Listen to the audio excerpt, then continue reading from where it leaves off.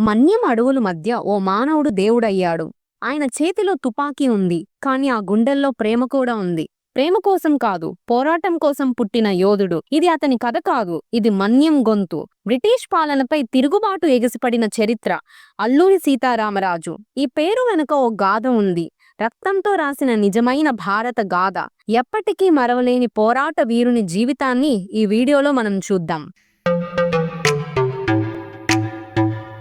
అల్లూరి సీతారామరాజు పేరు వింటేనే గర్వం కలుగుతుంది, కానీ దేశవ్యాప్తంగా ఆయన గాథ పూర్తిగా తెలియకపోవడం ఒక పెద్ద విచార విషయమే. ఆయన 1922 నుండి 24 వరకు జరిగిన రంపా తిరుగుబాటుకు న్యాయకత్వం వహించిన గొప్ప స్వాతంత్ర సమరయోధుడు. ఇటు ఆదివాసీ జనజాతులు, అటు బ్రిటిష్ పరిపాలన మధ్య పోరాటానికి నడుం బిగించిన అల్లూరి సాధారణంగా ఆదివాసీ కాదు, కానీ ఆదివాసీల కోసం బ్రిటిష్ పై యుద్ధం చేసిన నేత. ఇలాంటి నాయకుడు మరొకరు లేరు. మన్యం ప్రాంతం అంటే ఈస్ట్ గోదావరి పర్వతాలు, పెద్ద అడవులు, అక్కడ నివసించే ఆదివాసీలు. వారి జీవితం అడవులపై ఆధారపడి ఉంటుంది. కానీ బ్రిటిష్ వాళ్ళు 1882లో తీసుకొచ్చిన మద్రాస్ ఫారెస్ట్ యాక్ట్ వాళ్ళ జీవితాలను చిదిమేసింది. పోడు వ్యవసాయం అంటే పొలాన్ని ఒకదాన్ని వదిలి మరొకటి సాగు చేసే పద్ధతి. బ్రిటిష్ వాళ్ళు దీన్ని నిషేధించారు. అడవుల్లోకి వెళ్లాలంటే అనుమతులు, ఆస్తి లేని పరిస్థితి, పనికి బలవంతంగా పంపడం, ఇవన్నీ ఆదివాసీలకు దుర్భర జీవితం తీసుకొచ్చాయి.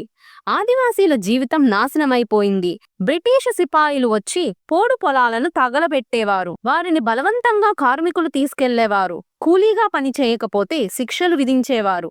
మహిళలపై దాడులు, కుటుంబాలపై వేధింపులు. ఈ నిరంకుశత్వానికి బ్రిటిష్ వాళ్లకే కాదు, వారికిష్టమైన ముత్తాదారులు, జమీందారులకు కారణముంది. ఇది కేవలం దోపిడీ మాత్రమే కాదు, ఆదివాసీల మనుగడపై దాడి. అదే అల్లూరిని ఉద్యమ పదంలోకి నడిపించింది. అల్లూరి రామరాజు 1897 లేదా 1898లో పాండ్రాంగి గ్రామంలో జన్మించారు. చిన్నతనంలోనే తండ్రిని కోల్పోయారు. ఆ తర్వాత తండ్రి బంధువుల దగ్గర పెరిగాడు. తన బాల్యాన్ని కాకినాడ, విశాఖపట్నం ప్రాంతంలో గడిపారు. అక్కడ స్కూల్లో చదువు కొనసాగించిన మధ్యలోనే ఆపేశారు. అయితే చిన్నతనంలోనే జీవితంలో తీవ్రమైన విషాదం ఎదురైంది. తనకిష్టమైన అమ్మాయి అకస్మాత్తుగా చనిపోవడం, ఆ సంఘటన అతని మనసును బాగా కలిచేసింది. ఆమె పేరు సీత. ఆ పేరును తన పేరులో కలిపేసుకొని తనను అల్లూరి సీతారామరాజుగా మార్చుకున్నాడు. అంతేకాదు 18 ఏళ్లకే సన్యాసిగా మారిపోయాడు. అప్పుడు అతని జీవితానికి మరో మలుపు వచ్చిందనే చెప్పాలి. సన్యాసిగా జీవిస్తూ ఆయుర్వేదం, జ్యోతిష్యం, అస్త్రవిద్యల్లో నైపుణ్యం సంపాదించారు. ఆయుధాలు, లక్ష్యబద్ధంగా నిపుణత సాధించడంలోనూ ముందుండేవాడు. ఆయన మాట్లాడే తీరు, ఆయన చూసిన వైనం ఆదివాసీలను ఆకట్టుకుంది. కొంతమంది ఆయనను మంత్రశక్తి ఉన్నవాడిగా భావించేవారు. అతనిలో మాయ ఉందని, అద్భుతాలు చేయగలడని నమ్మేవారు. ఆయన ఆదివాసీలతో జీవిస్తూ వారి జీవితాలను లోతుగా అర్థం చేసుకున్నాడు. అల్లూరి తన యువతలో, ముఖ్యంగా 1921 ప్రాంతంలో దేశమంతా తిరిగాడు. ఆయన గంగోత్రి, నాసిక్ లాంటి పవిత్ర స్థలాలకు వెళ్లాడు. వాటితో పాటు చిట్టగాంగ్ అనే ప్రాంతానికి కూడా వెళ్లాడు. అది ఇప్పటి బంగ్లాదేశ్లో ఉంది. అక్కడ ఆయన కొంతమంది విప్లవకారులను కలిశాడు. వాళ్లతో మాట్లాడాడు. వారి ఆలోచనలు, పోరాట పద్ధతులు చూసి ప్రభావితుడయ్యాడు. అల్లూరికి అప్పటి వరకు తెలుసు, కానీ అప్పుడు ఆయుధ పోరాటం ఎలా చేయాలో, గొరిల్లా టెక్నిక్స్ ఎలా పనిచేస్తాయో తెలుసుకున్నాడు. ఈ ప్రయాణాల్లో ఆయన బ్రిటిష్ పాలన వల్ల ప్రజలు, ముఖ్యంగా ఆదివాసీలు ఎంత కష్టాల్లో ఉన్నారో స్వయంగా చూశాడు. వాళ్ల బాధలు చూసి వాళ్ల కోసం ఏదైనా చెయ్యాలన్న తపన పెరిగింది. అలా దేశం మొత్తం తిరిగి వచ్చిన తరువాత అల్లూరి మన్యం ప్రాంతానికి వచ్చి ఆదివాసీలతో కలిసి ఉండేలా అయ్యాడు. వారి సమస్యలు దగ్గరగా అర్థం చేసుకున్నాడు. ఇక నుంచి ఆయన జీవితం వారి కోసమే అంకితమైంది. ఆదివాసీల పరిస్థితి చూస్తూ వాళ్ళ హక్కుల కోసం న్యాయం చేయాలనే తపనతో అల్లూరి ముందుగా శాంతియుత మార్గాన్ని ఎంచుకున్నాడు. మహాత్మా గాంధీ చేపట్టిన నాన్ కోఆపరేషన్ ఉద్యమంను అనుసరించాడు. అదే సమయంలో మద్యపానం నష్టం గురించి ప్రచారం చేశాడు. ప్రజల మద్యాన్ని వదలాలి, ఖద్దరు దుస్తులు వాడాలి అంటూ వాళ్ళలో చైతన్యం కలిగించడానికి కృషి చేశాడు. కానీ బ్రిటిష్ అధికారులకు ఇవన్నీ పట్టించుకోవడం లేదు. అల్లూరి ఎన్నిసార్లు చెప్పినా వాళ్ల దమన విధానాలు మారలేదు. ఇక ఆ సమయంలో అల్లూరికి స్పష్టంగా అర్థమైంది, మాటలు శాంతియుత మార్గాలతో పాలకులు మనసు మార్పలేమని. అప్పుడే మారినది ఆయన దిశ. గాంధీయ బాట మానేసి ఆయుధాల బాట ఎంచుకున్నాడు. ఇది అతని జీవితంలో చాలా కీలక మలుపు. ఆయన తాత్వికంగా, శాంతియుతంగా పోరాడాలనుకున్న బ్రిటిష్ల దుర్మార్గం ఆయనని తిరుగుబాటుకే నడిపించింది. 1922లో చింతపల్లి పోలీస్ స్టేషన్ మీద దాడితో అల్లూరి తిరుగుబాటుకు శంఖం మోగించారు. ఇది ఒక్కసారిగా జరిగిన పని కాదు. ఆయన వ్యూహం స్పష్టంగా ఉండేది. పోలీస్ స్టేషన్లపై దాడి చేసి అక్కడున్న తుపాకులు, బందూకులు, ఆయుధాలు తీసుకెళ్లడం ఆయన ముఖ్య లక్ష్యం. ఆ తరువాత వరుసగా రజోమంగి, నర్సీపట్నం పోలీస్ స్టేషన్లపై కూడా ఆయన దళాలు దాడి చేసి కూల్చేశాయి. ప్రజలు, అధికారులు అంతా షాక్ అయ్యారు. అయితే అక్కడ ఆయన ఓ విశేషం చేసేవాడు. ఆయుధాల్ని తీసుకున్నాక ఒక కాగితం మీద ఇలా రాసేవాడు: ఇది అల్లూరి చేశాడు, మీరు అడ్డుకోగలిగితే అడ్డుకోండి. ఇలాంటి ధైర్యం చూస్తే బ్రిటిష్ అధికారుల పేగులు గజగజలాడేవి. ఇక బ్రిటిష్ వాళ్ల చేతులు కట్టుకొని కూర్చోలేకపోయారు. అస్సాం రైఫిల్స్ అనే ప్రత్యేక బలగాలను పంపించారు. దాన్ని అల్లూరిని పట్టుకోవడం కోసం సిద్ధం చేశారు. ఆ పోరాటంలో 2 బ్రిటిష్ అధికారులను అల్లూరి దళాలు హతమార్చాయి.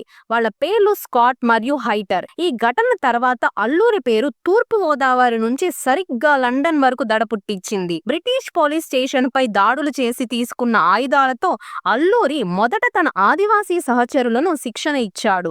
ఆయుధాలు ఎలా వాడాలి, ఎప్పుడు ఎలా దాడి చేయాలి అన్నవి క్షుణ్ణంగా నేర్పించేవాడు. వాడే పద్ధతుల్ని గొరిల్లా యుద్ధంకి చెందినవి. అంటే ఎదురు దాడులు, హఠాత్తుగా వచ్చి కొట్టేసి మాయం కావడం, శత్రువు ఊహించిన దారుల్లో దాడి చేయడం.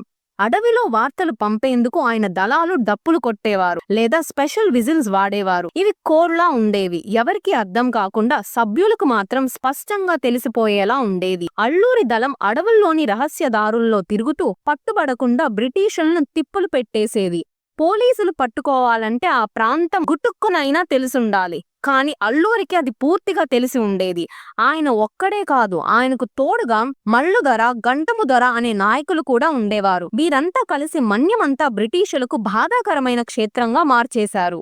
బ్రిటిష్ వాళ్ళు 2 సంవత్సరాల పాటు వెతికిన తరువాత చివరికి 1924లో చింతపల్లి అడవుల్లోని కయ్యూరు గ్రామంలో అల్లూరి సీతారామరాజును పట్టుకున్నారు. అప్పటి వయసు కేవలం 25 లేదా 26 సంవత్సరాలు మాత్రమే. కొన్ని కథనాల ప్రకారం ఆయనను ఓ ద్రోహి ద్వారా పట్టించారని చెబుతారు. ఆయుధం లేకుండా ఉన్న సమయంలో ఓ చెట్టుకు కట్టేసి ఆయనను బుల్లెట్లతో హతమార్చారు. చివరి క్షణాల్లో కూడా ఆయన ధైర్యాన్ని కోల్పోలేదు. బ్రిటిష్ వాళ్ల దొంగ అనే పదం వాడితే అల్లూరి ఘాటుగా బదులిచ్చాడు. ఒక్కసారి ఆలోచించండి. ఆయుధం లేని నన్ను పట్టుకోవడమే మీ వీరత్వమా? మీరు మా దేశాన్ని దోచుకోవడానికి మాత్రమే వచ్చారు. వెళ్ళిపోండి, మా దేశాన్ని వదిలిపెట్టండి. ఆయన చివరి మాటలే ఆయన నిజమైన పోరాట స్ఫూర్తిని చాటాయి. ఈ ఘటన తర్వాత రంపా తిరుగుబాటు ముగిసినా అల్లూరి సీతారామరాజు చరిత్రలో అమరుడిగా నిలిచిపోయారు. ఆయన మరణం తర్వాత బ్రిటిష్ ప్రభుత్వం రంపా తిరుగుబాటును పూర్తి స్థాయిలో అణిచివేసేందుకు భయంకరమైన చర్యలు చేపట్టింది. అల్లూరిని అనుసరించిన ఆదివాసీలపై విచక్షణ లేని అరెస్టులు, అణిచివేత చర్యలు మొదలయ్యాయి. 400 మందికి పైగా కార్యకర్తలపై దేశద్రోహం సహా అనేక కేసులు పెట్టారు. ఉద్యమాన్ని పూర్తిగా నేలమట్టం చేయాలన్న ఉద్దేశంతో చాలా గ్రామాలకు పెద్ద మొత్తంలో జరిమానాలు విధించారు. ఈ మొత్తం కృషి ఉద్యమాన్ని మర్చిపోయేలా చేయడానికే. ఈ దశలో ఆదివాసీల గొంతులు మూయబడింది. చరిత్ర పుస్తకాల్లో కూడా ఈ క్రూరత్వం పెద్దగా చర్చకు రాలేదు. బ్రిటిష్ వారు అల్లూరి జ్ఞాపకాన్ని మర్చిపెట్టాలనుకున్న స్వాతంత్రం తర్వాత ఆయన్ని గుర్తించడంలో కొంత పురోగతి జరిగింది. 1986లో అల్లూరి సీతారామరాజుపై భారత్ తపాలా శాఖ ఒక స్మారక టికెట్ విడుదల చేసింది. ఆంధ్రప్రదేశ్లోని ఓ జిల్లాకు ఆయన పేరు పెట్టారు. అల్లూరి సీతారామరాజు జిల్లా విశాఖపట్నం, అడ్డతీగల, ట్యాంక్ బండ్ వంటి ప్రాంతాల్లో ఆయన విగ్రహాలు నిలబెట్టారు. ఆయన జన్మదినం జూలై 4న రాష్ట్రోత్సవంగా జరుపుకుంటున్నారు. మహాత్మా గాంధీ, నెహ్రూ, సుభాష్ చంద్రబోస్ వంటి ప్రముఖులు కూడా అల్లూరి ధైర్యాన్ని ప్రశంసించారు. అయితే ఈ గుర్తింపు ఎక్కువగా ప్రాంతీయంగానే పరిమితమైంది. జాతీయ స్థాయిలో ఆయన పాత్రను చరిత్ర మరింత ప్రాముఖ్యంగా చెప్పలేదు. ఇది మరిచిపోయిన స్వాతంత్ర సమరయోధుడు అనే వాదనకు కారణం. అల్లూరి లాంటి ఆదివాసీ నాయకులు పోరాటాలు చాలా వరకు ప్రధాన చరిత్రలో చోటు దక్కించుకోలేదు. బ్రిటిష్ కాలపు అధికారిక రికార్డుల్లో తిరుగుబాట్లను దొంగతనంగా చిత్రీకరించాయి.